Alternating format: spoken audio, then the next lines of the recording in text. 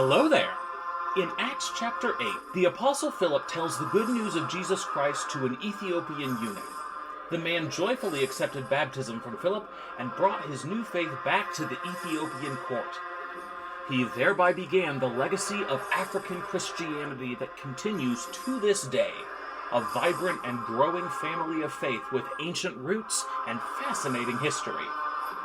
Although the Bible does not name this man, tradition gives his name as Simeon Bakos. Join us as we explore the world of ancient African Christianity that he originated. Join us as we follow along in Simeon's wake. Simeon's wake is awash with texts. From the Gospel of Mark, to the secret Gospel of Mark, to the Gospel of Truth, to the Ginza Rabbah, all kinds of books left their mark on the African continent. Today, we are lucky to have an expert with us to help us make sense of the dizzying array of early Christian writings. Dr. Shirley Paulson received her PhD from the University of Birmingham, or Birmingham, if you're on my side of the pond, and serves as the principal producer of early Christian texts, the Bible and beyond. This website includes lectures, blog posts, and a podcast, all devoted to exploring the world of ancient Christian writings, both those in the Bible and those outside it. She has also been a member of the board of the North American Academy of Ecumenists. Shirley, welcome to the podcast. Oh, thank you so much. It's a great treat to get to talk to you about these things. Thanks. Oh, of course. I wanted to talk with you a bit. Your podcast goes into a fair bit of depth about the Nag Hammadi library. We've been talking about that a bit in Simeon's Wake. It's kind of our Gnostic month. So we've been looking into a lot of those texts. But what exactly is that Nag Hammadi library?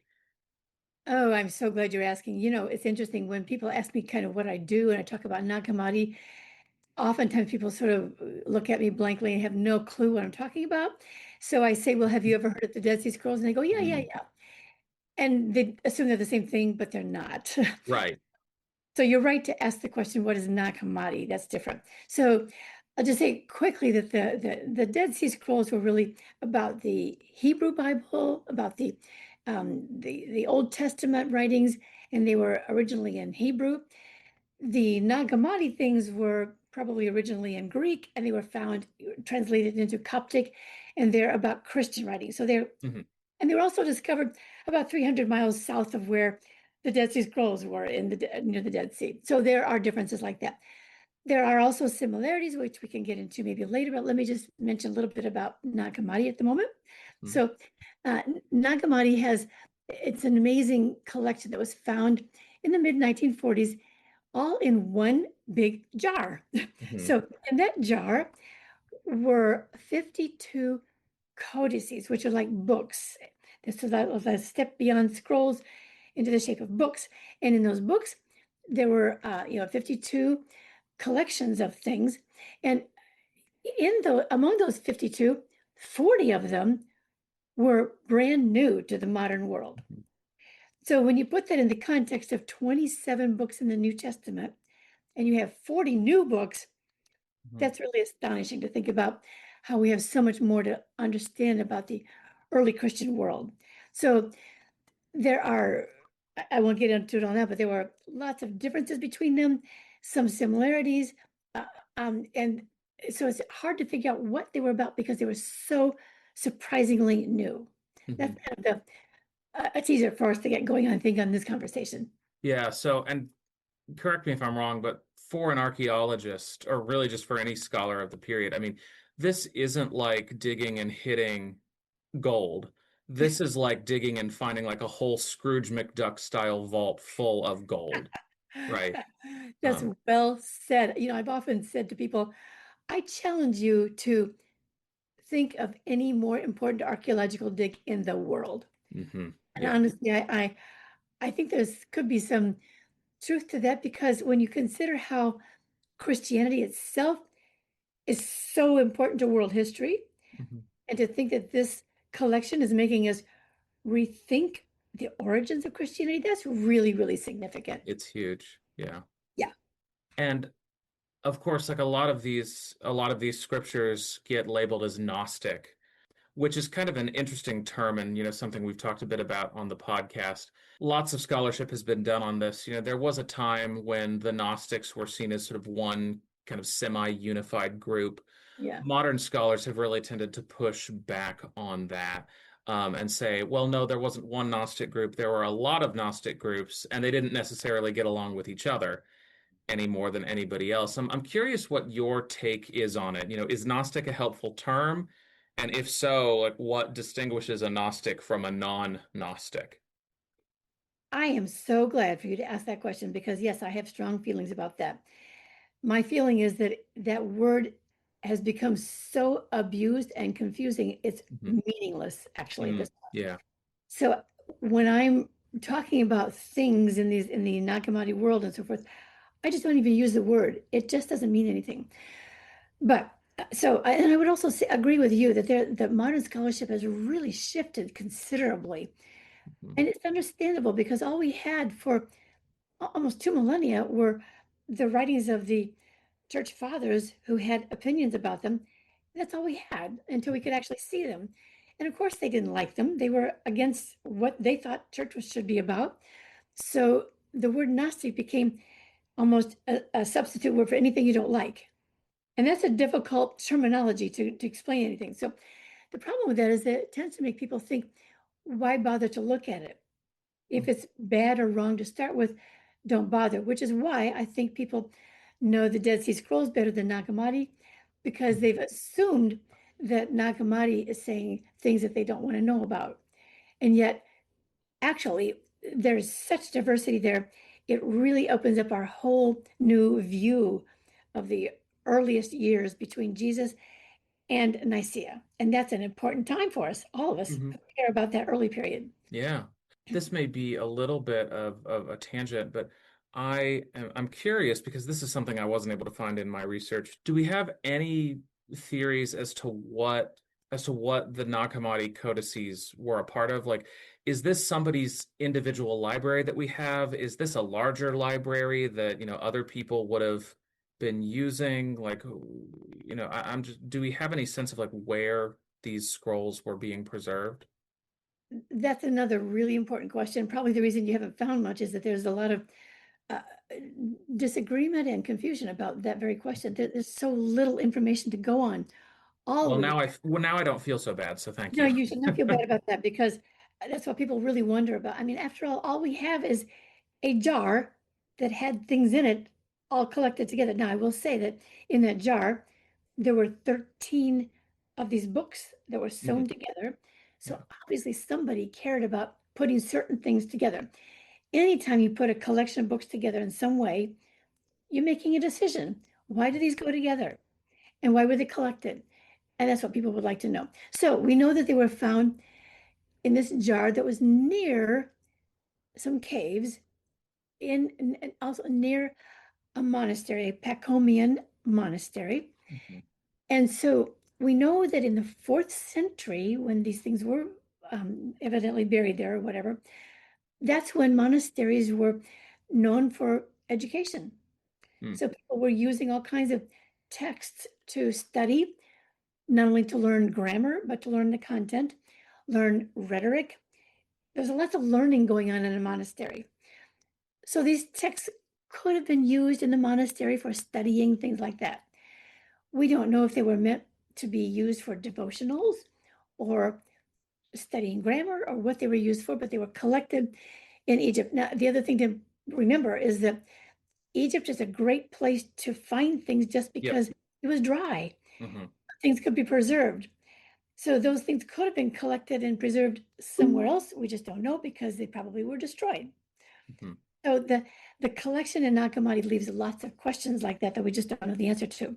Yeah. Um, and the fact that they were there in the fourth century is also indicative of the fact that that was around the same time Nicaea was putting together its own ideas about what should and should not be representative of what the church fathers wanted it to be. Hmm.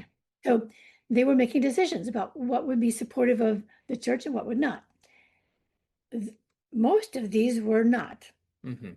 Yeah. So so maybe they were banned. Maybe they were lost interest, who knows? But we know that most of these things were just simply not appreciated by those who were pulling together the church Yeah. organization. And one of the things that we've noticed as we've kind of walked through some of these texts, I'm thinking particularly of the Gospel of Truth and the Gospel of the Egyptians, but they're not the only ones like this. Um, a lot of their focus is on sort of the creation story and the cosmology Yeah. of the universe. So, there's a lot of ink spilled over saying, well, sort of, like this aeon proceeded from that aeon and then, mated with this aeon and then they produced so on and so forth, which, I think of as an interesting comparison to the four canonical gospels, right? Because, all four gospels, Matthew, Mark, Luke, and John, have been described as passion narratives with extended introductions. Mhm. Um, but really the sort of the passion is kind of their central focus. For many of these other texts, it's really kind of this creation of the spiritual world. And one of the things you've mentioned in your podcast that I was curious about, you said, that these folks, the so-called Gnostics, weren't just theorists. They were practitioners. Yeah. So, it's not like they were just sitting around memorizing the names of all these aeons and the orders of the generations Yeah. just because they were bored. They were doing something with it. Oh, And I yeah. was wondering if you could tell me more about like the kinds of meditation they did and sort of how those practices fit into their view of the universe. My gosh, what a wonderfully insightful question. Thank you for thinking about that. Okay, so the word aeon is an interesting one to start with because uh, um, we tend to think of them in terms of like a long period of time. But I really think that in antiquity, they didn't have the same sense of time the way we do. And time would be a way of remembering things and rewriting or rethinking things. So the eons in this context have, I think, more to do with states of consciousness Hmm.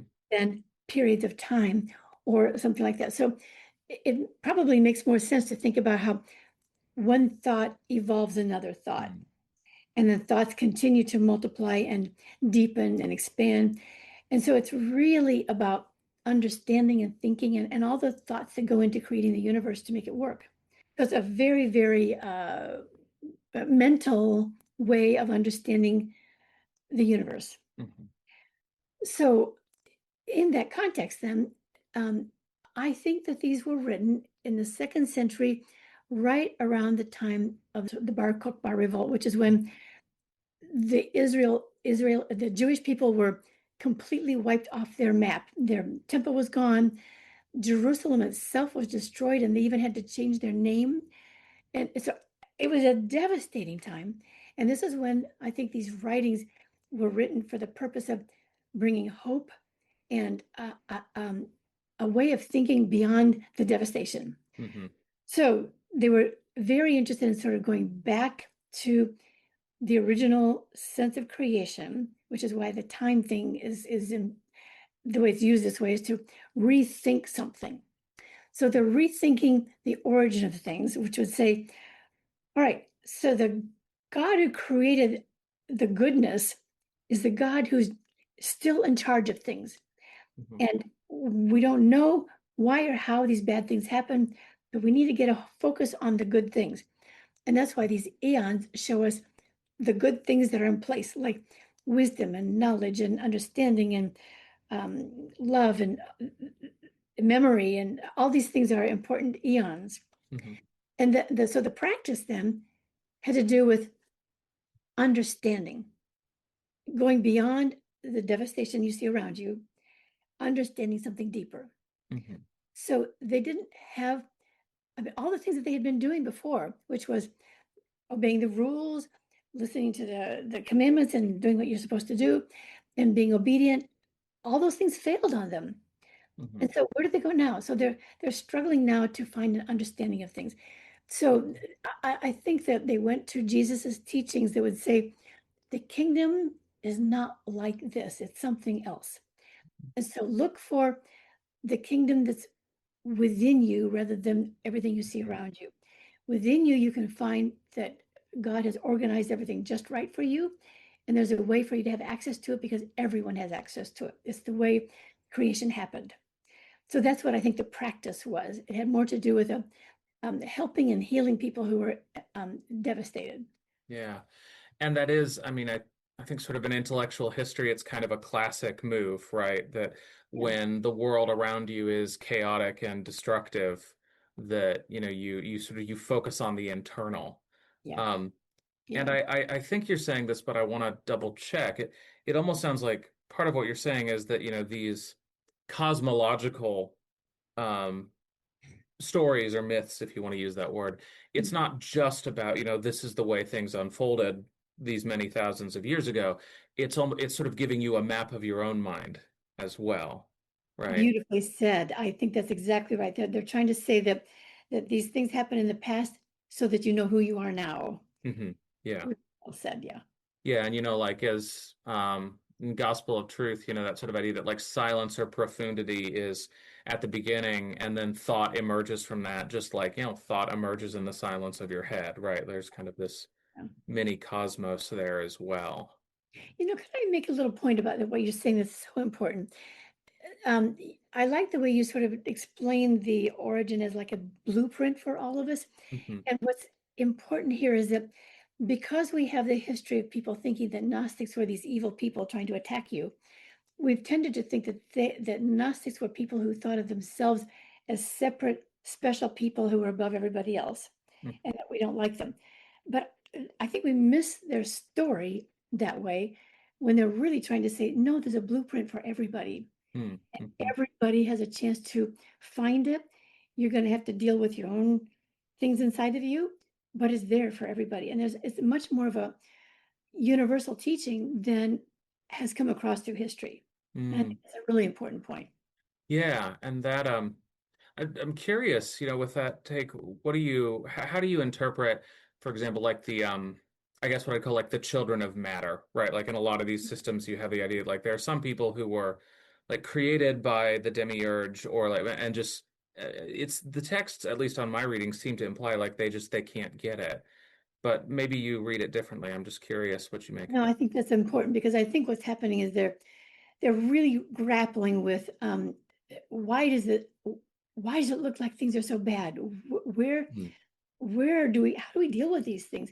So I think their answer to this question is okay, so everybody has a chance to be what God made them to be in the first place, but there are certain things you can do wrong to make a mess out of things.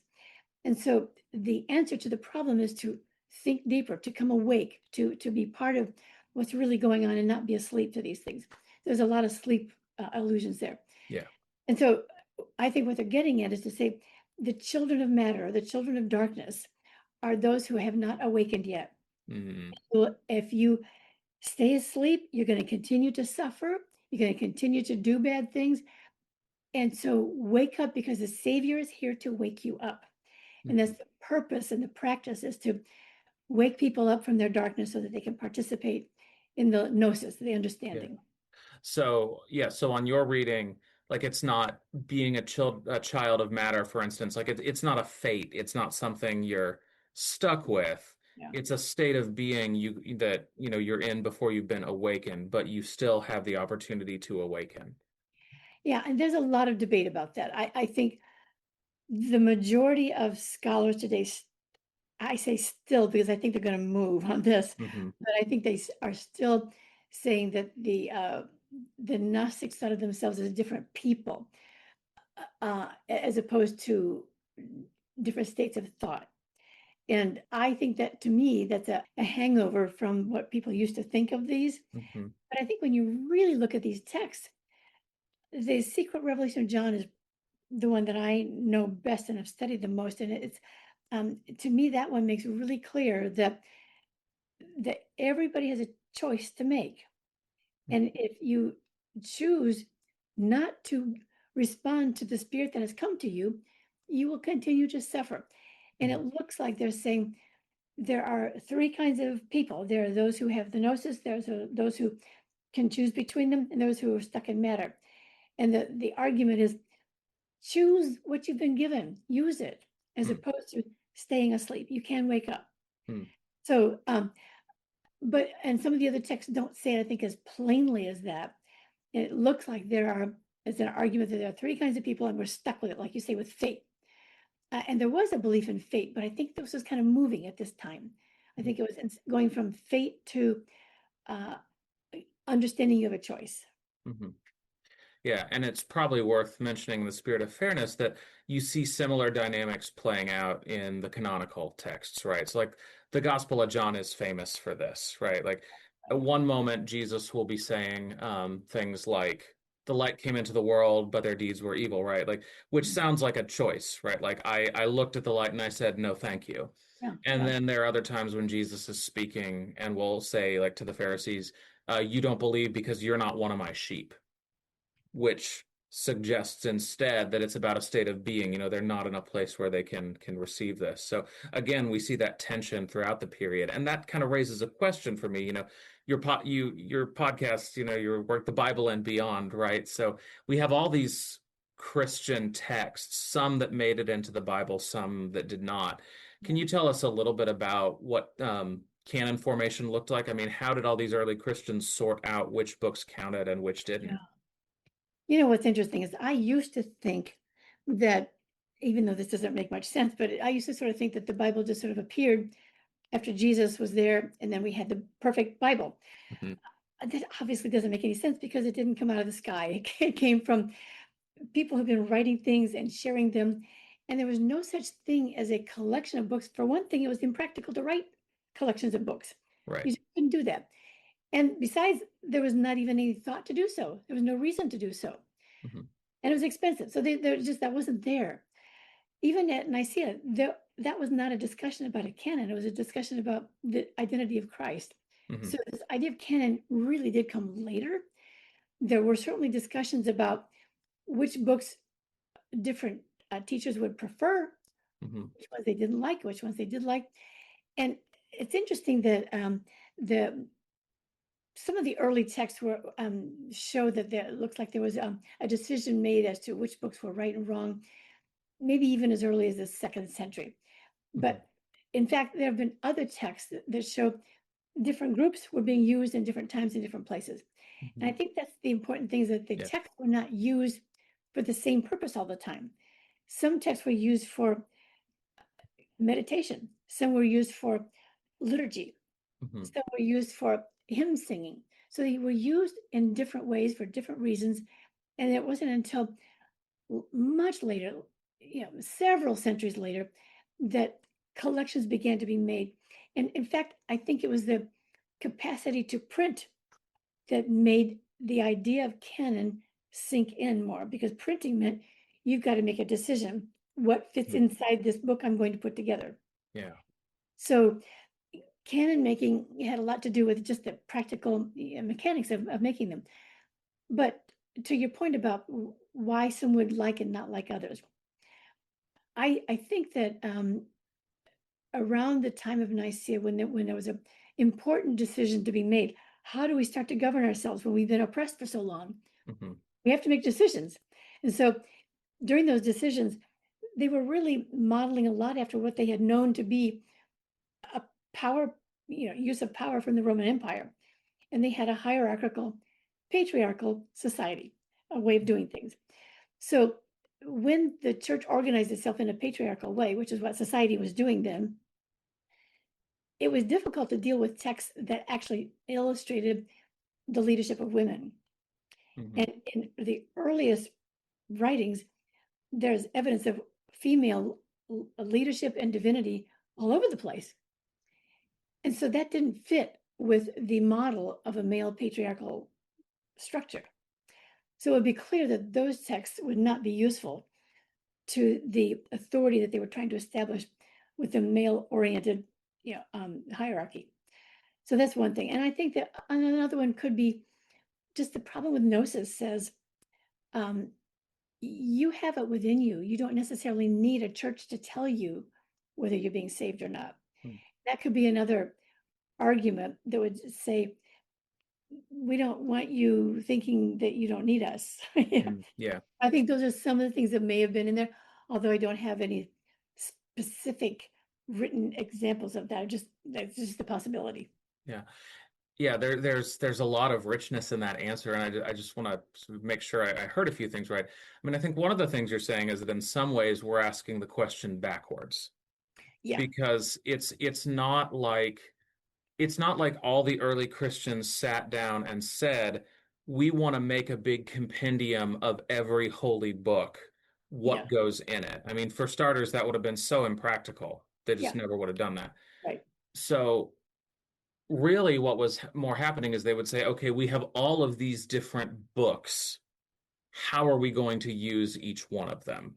Yeah, that's well. Um, yeah, and as you say, there's a certain level of flexibility that comes in the early days. Like, and I'm thinking of sort of on my side of the house, I'm thinking of books like The Shepherd of Hermas Mhm. or the Epistle of Barnabas, neither of which are in the Bible, and neither of which were in the Nag Hammadi codices. But we have like early Christians will cite them in exactly the same way they cite the Bible. Um, and nobody really seems to lose much sleep over that. We don't, at least I don't know, did they look at it and say, well, we don't read The Shepherd of Hermas in church, but it's a good book, so if they like it, that's fine. Or um, if it was more that, some churches viewed it as part of their canon and others did not. Um, but there's a fair amount of flexibility there over time. And I think, as you say, some books were used in liturgy and some were not.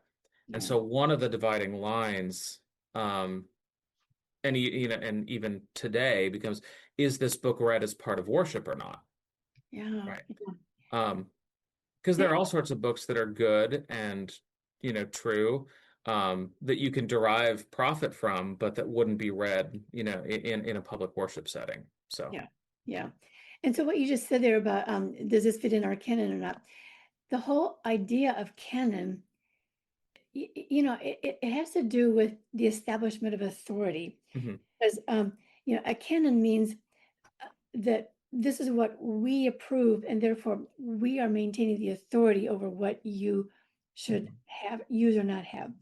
So I just don't think that that idea of canon was going on until later when there was mhm, more of a desire to establish authority, like we have the creed, canon, and clergy that mhm, would make up authority. And that wasn't going on in those earliest years. So mhm, they didn't even think about a canon for a long time. And canon was only saying um, you're out and you're in just because it would establish authority that way. mhm. Yeah, yeah. So we've talked a little bit kind of within that about sort of the diversity in texts and how they come around. I'm curious, you've got like 40 plus books to choose from in the Nag Hammadi codices. Yeah. What is your favorite one and why? My favorite one is the Secret Revelation of John, or it's also called the Secret Book of John, or scholars call it the Apocryphon of John. And the reason that's true, even though it's really hard to read, Mhm, is that it actually it spoke to me about the whole picture better than any of the other ones I've read. It's the earliest writing that has the Christian story of creation and salvation mhm, all in one book, one source. It explains the myth or the story of the way things are mhm, in a way that is clear. I think there are like when I read the book, I thought, oh my gosh, there are three major parts, and I call them three gems. mhm, And each gem is necessary for the purpose of understanding his healing and helping method. And I don't see any of the other books that are that tightly organized and clear as for that kind of a purpose. mhm, So it is tricky because it has all kinds of terminology that we're not used to, and you have to dig your way around. And I remember when I first read it, and I was looking at it cross-eyed by the time I got it halfway through it, that how can you make any sense out of this? So I ended up getting a large piece of paper and I drew a graph of all the things it was talking about. And I had, as you said, I had eons flying all over the place on the page. mhm, But that's when I looked at that, I thought, oh, now I see what they're doing. These are thoughts. mhm, This is an organization of thoughts. And then it made much more sense to me. And I think the first gem of that book is a very strong, powerful statement of what the reality of good is all about. Hmm. And that's like a foundation for everything else. And the second gem is a very clear description of the way evil works, so that you're not deceived, because it calls it a counterfeit spirit, and its whole purpose is to deceive you. And then the third gem that I think of is, how do you use that information for healing and helping? And that to me is a remarkable book. Yeah. Well, you've got me excited to read the Apocryphon of John now. Great. Long-time listeners will probably know I'm a little sad that you didn't list my favorite of the Nag Hammadi books, which is The Thunder Perfect Mind. Oh, yeah. But this is not a scholarly question, but I wonder what made the authors of the Nag Hammadi codices so good at book titles? I know. You, Well, honestly, somehow we go from just the Gospel of Mark or the Gospel of John to like the Holy Book of the Great and Invisible Spirit or the Secret Revelation. I mean, it's just so much more. It just draws you in. it does. My favorite of those is the Thought of Norea. And the reason the Thought of Norea is named the Thought of Norea is that those are the last words in the book. Oh, And they often use the last words of a book to be the title, which are much more interesting than the Gospel of. right. Yeah. Yeah, yeah. So, but I can I say something about the Thunder, because you asked me my favorite out of 40, and certainly Thunder is up there near the top two. Okay. Yeah. Yeah, no, I love Thunder. I think one of the things that reason that Thunder is so important is that it's one of those examples of books that really shows you the practical relevance of these things. It's not just esoteric, studying of things out in the Netherlands. It's very practical. It's meant to say there's a connection between the human experience and the divine. Every religion on earth is trying to figure out the relationship of the divine and the human.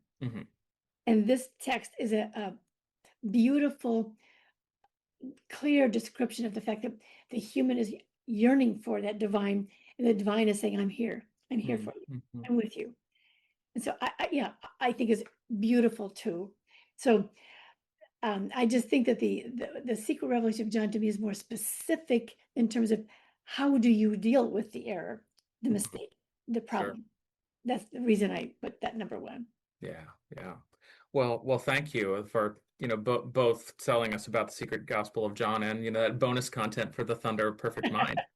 For those who are interested in more of your work, where can people find you? That's so sweet of you to ask. Thank you. All right.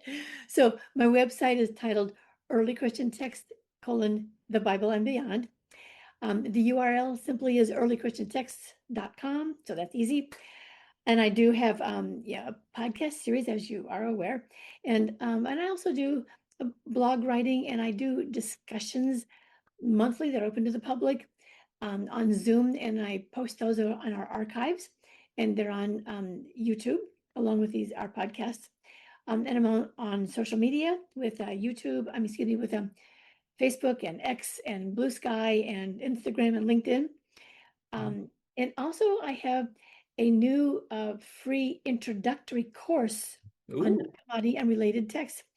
And that's free because I got a wonderful grant from AAR Luce to be able to produce a free course. And you can take that either by yourself for free, self-study, or else you can join a group, which costs like $50 to get together in a group.